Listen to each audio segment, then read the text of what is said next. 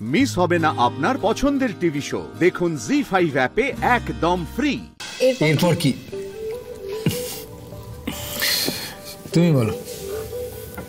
তুমিই বলো। না, লেডিজ ফার্স্ট।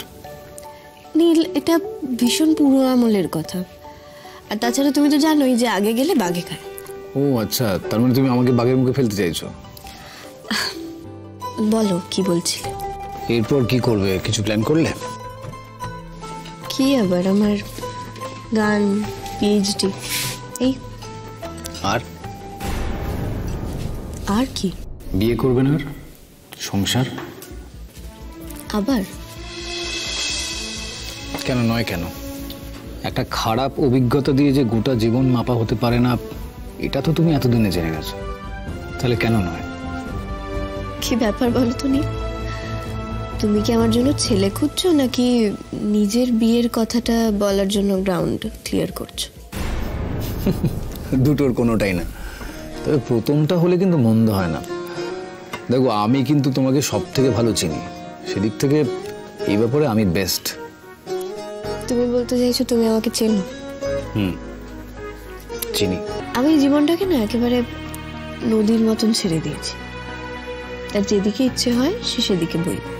আর নদী তো পথ খুঁজেই নেয়, পথ আটকে গেলে আবার অন্য পথ নেয়। বেশি আটকে রাখলে কিন্তু নদী ফুঁসে ওঠে, আবার নদী অন্য নদীতেও মেশে। মেশে।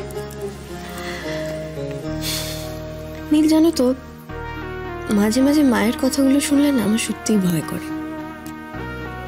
মনে হয় এত বড় পৃথিবীতে আমি সত্যিই একা থাকতে পারবো তো? এই তো লাস্টবার যখন বাংলাদেশ গেলাম, 10 দিনের জন্য গেছিলাম, পুরোপুরি একা। একটা সুন্দর সাজানো ফ্ল্যাট। প্রথম 2 দিন ভালোই লাগছিল, তারপর থেকেই না কেমন দমচাপা অবস্থা। তখনই ভাবছিলাম যে এভাবে যদি আমাকে একা একা সারা জীবন থাকতে হয়, আমি পারবো তো? এক্সকিউজ মি, বিলটা।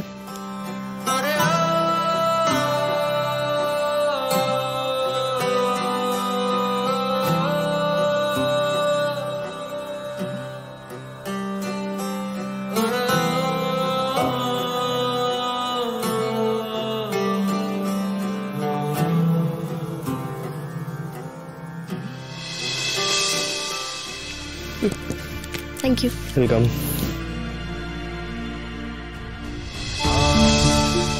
তাকিয়ে আছো কেন এভাবে? না, ভাবছিলাম এই যে তুমি স্ক্যান করে পে করে দিলে, তাতে ব্যালেন্সটা ফেরত দেওয়ার আমার আর কোনো সুযোগ থাকলো না তোমাকে। আমার কাছে তোমাকে ফিরিয়ে দেওয়ার আর কিছু থাকলো না।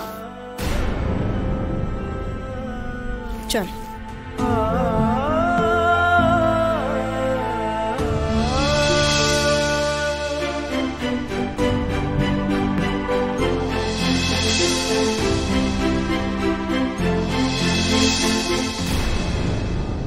জি5 ডাউনলোড করুন আর সব এপিসোড দেখুন একদম ফ্রি।